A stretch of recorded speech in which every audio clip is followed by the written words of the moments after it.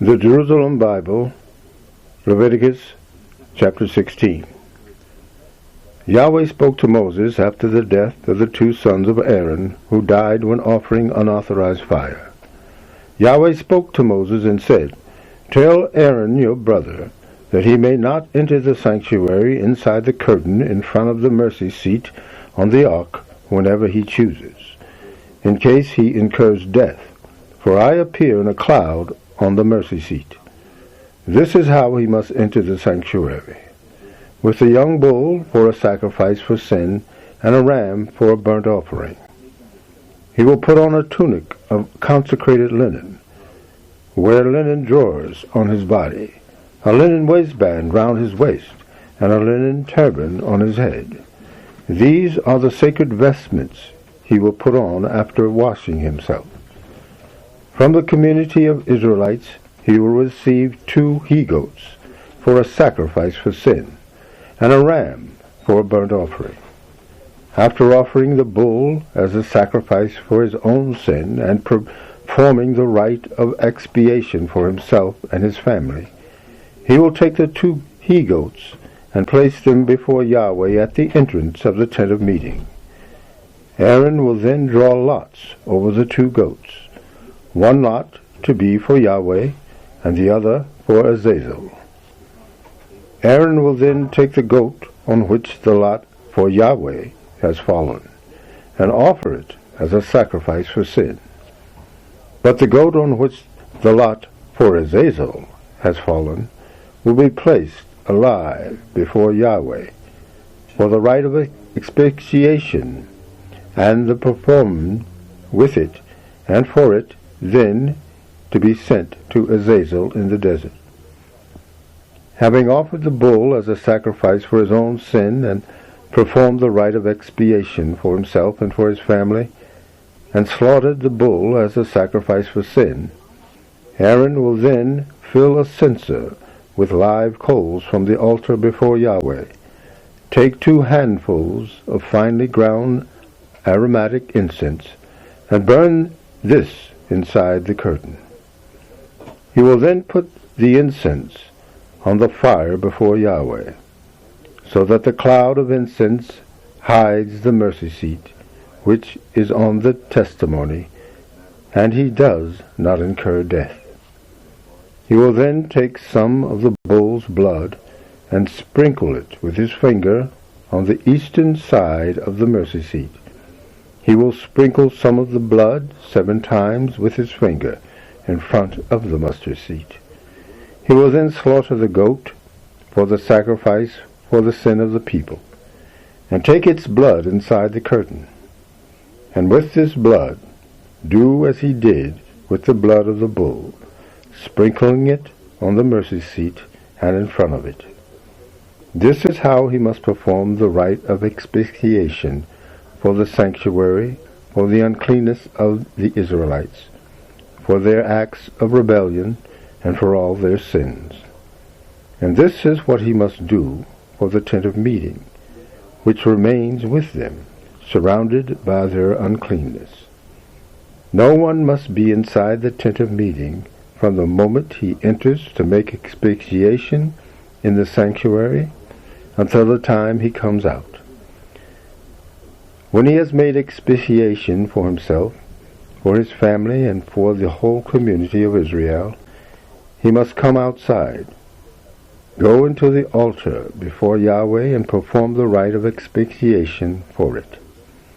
He will take some of the bull's blood and some of the goat's blood, and put it on the horns of the altar, and the corners all around it, and sprinkle some of the blood on it 7 times with his finger, thus purifying it and setting it apart from the uncleanness of the Israelites.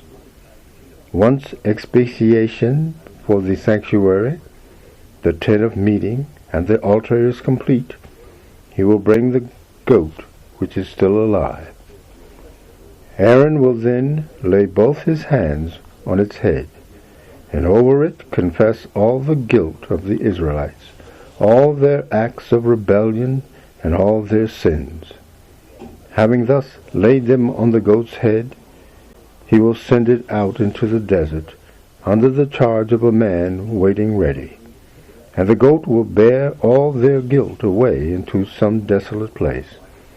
When he has sent the goat into the desert, Aaron will go back into the tent of meeting, and take off the linen vestments which he wore to enter the sanctuary, and leave them there.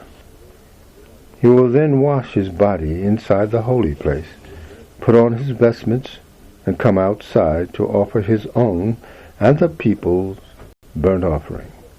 He will perform the rite of expiation for himself and for the people, and burn the fat of the sacrifice for sin on the altar.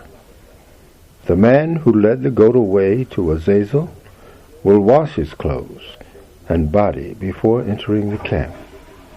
The bull and the goat offered as a sacrifice for sin, the blood of which was taken into the sanctuary for the rite of expiation, must be taken outside the camp, where their skin, meat, and offal are to be burnt. The man who burns them will wash his clothes and his body before entering the camp. This will be a perpetual law for you. On the 10th day of the 7th month you will fast and refrain from work, both citizen and resident alike. For this is the day on which the rite of expiation will be performed for you to purify you before Yahweh from all your sins. It will be a sabbatical rest for you, and you will fast. This is a perpetual law. The rite of expiation will be performed by the priest, who has been anointed and installed to officiate in succession for his father. You will put on the linen vestments, the sacred vestments, and perform the rite of expiation for the holy sanctuary, the tent of meeting, and the altar, and will then perform the rite of expiation for the priest and all the people of the community. This will be a perpetual law for you. Once a year the rite of expiation will be made for the Israelites for all their sins. And as Yahweh ordered Moses, so it was done. The Jerusalem Bible, Leviticus chapter 17. Yahweh spoke to Moses and said, Speak to Aaron and his sons, and all the Israelites, and say, This is the order that Yahweh has given. Any man of the house of Israel who slaughters a bull, lamb, or goat, whether inside the camp or outside it, without bringing it to the entrance of the tent of meeting, to make an offering of it to Yahweh in front of his dwelling, that man will be answerable for bloodshed. He has shed blood, and that man will be outlawed from his people. The purpose of this is that the Israelites should instead bring their sacrifices, which they would otherwise offer in the countryside, to Yahweh at the entrance of the tent of meeting, to the priest, and offer them as communion sacrifices to Yahweh. And all the priest will sprinkle the blood on Yahweh's altar at the entrance of the tent of meeting, and will burn the fat as a smell pleasing to Yahweh. No longer may they offer their sacrifices to the satyrs, in whose service they used to prostitute themselves. This is a perpetual law to them, and for their descendants. You will also say to them, Any member of the house of Israel, or any resident alien who offers a burnt offering or sacrifice, without bringing it to the entrance to the tent of meeting, to offer it to Yahweh, will be outlawed from his people. If any member of the house of Israel, or any resident alien consumes blood of any kind, I shall set my face against that individual who consumes blood, and shall outlaw him from his people. For the life of the creature is in the blood, and I have given it to you for performing the rite of expiation on the altar for your lives. For blood is what expiates for a life. That is why I told the Israelites, none of you will consume blood, nor will any resident alien consume blood. Anyone, whether Israelite or resident alien, who hunts and catches game, whether animal or bird, which it is lawful to eat, must pour out its blood and cover it with earth. For the life of every creature is its blood. And I have told the Israelites, you will not consume the blood of any creature, for the life of every creature is its blood, and anyone who consumes it will be outlawed. Anyone, citizen or alien, who eats an animal that has died a natural death or been savaged, must wash clothing and body, and will be unclean until evening, but will then be clean. But anyone who does not wash clothing and body will bear the consequences of his guilt. The Jerusalem Bible, Leviticus chapter 18. Yahweh spoke to Moses and said, Speak to the Israelites and say, I am Yahweh your God. You must not behave as they do in Egypt, where you used to live. You must not behave as they do in Canaan, where I am taking you, nor must you follow their laws.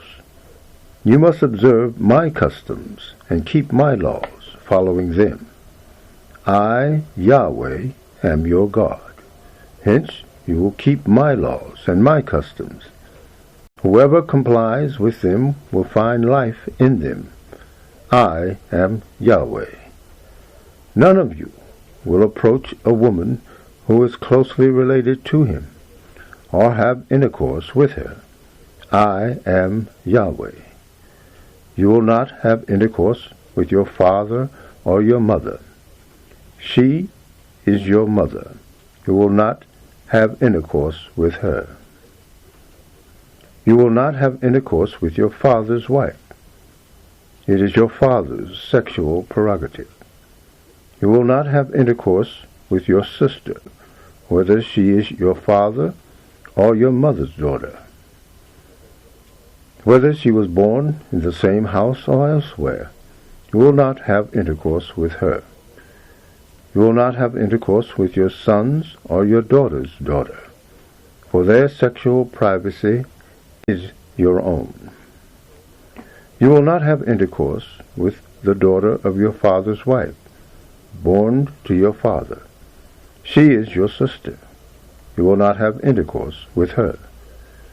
You will not have intercourse with your father's sister, for she is your father's own flesh and blood. You will not have intercourse with your mother's sister, for she is your mother's own flesh and blood. You will not have intercourse with your father's brother. You will not approach his wife. She is your aunt. You will not have intercourse with your daughter-in-law. She is your son's wife. You will not have intercourse with her. You will not have intercourse with your brother's wife. It is your brother's sexual prerogative. You will not have intercourse with a woman and her daughter, nor will you take her son's or her daughter's daughter to have intercourse with them. They are your own flesh and blood. It would be incest. You will not take a woman and her sister into your harem at the same time, to have intercourse with the latter while the former is still alive.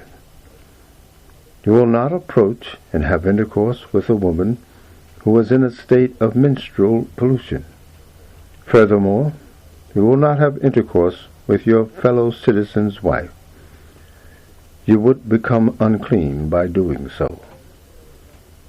You will not allow any of your children to be sacrificed to Molech, thus profaning the name of your God. I am Yahweh. You will not have intercourse with a man as you would with a woman. This is a hateful thing. You will not have intercourse with any kind of animal. you would become unclean by doing so. Nor will a woman offer herself to an animal to have intercourse with it. It would be a violation of nature. Do not make yourselves unclean by any of these practices, for it was by such things that the nations that I am driving out before you made themselves unclean. The country has become unclean. Hence, I am about to punish it for its guilt, and the country itself will vomit out its inhabitants. You, however, must keep my laws and customs, and not do any of these hateful things. None of your citizens, none of your resident aliens. For all these hateful things were done by the people who lived in the country before you, and the country became unclean.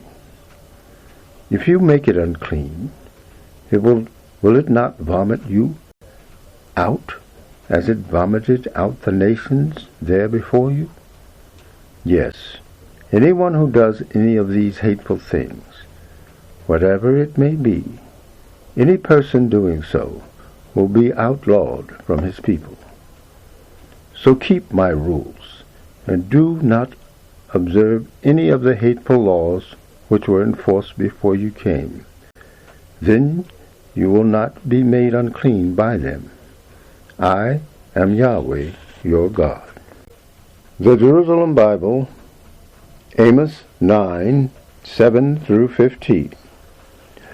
Are not you and the Cushites all the same to me, children of Israel, declares Yahweh? Did I not bring Israel up from Egypt, and the Philistines from Captor, and the Arameans from Ker? Look, Lord Yahweh's eyes are on the central kingdom. I shall wipe it off the face of the earth, although I shall not destroy the house of Jacob completely, declares Yahweh. For look, I shall give the command, and shall shake out the house of Israel among all nations, as a sieve is shaken out without one grain falling to the ground. All the sinners of my people will perish by the sword, who say, disaster will never approach or overtake us. On that day I shall rebuild the tottering hut of David, make good the gaps in it, restore its ruins, and rebuild it as it was in the days of old, for them to be master of what is left of Edom, and of all the nations once called mine. Yahweh declares, and he will perform it. The days are coming, declares Yahweh, when the plowman will tread on the heels of the reaper, and the treader of grapes on the heels of the sower of seed, and the mountains will run with new wine, and the hills will flow with it.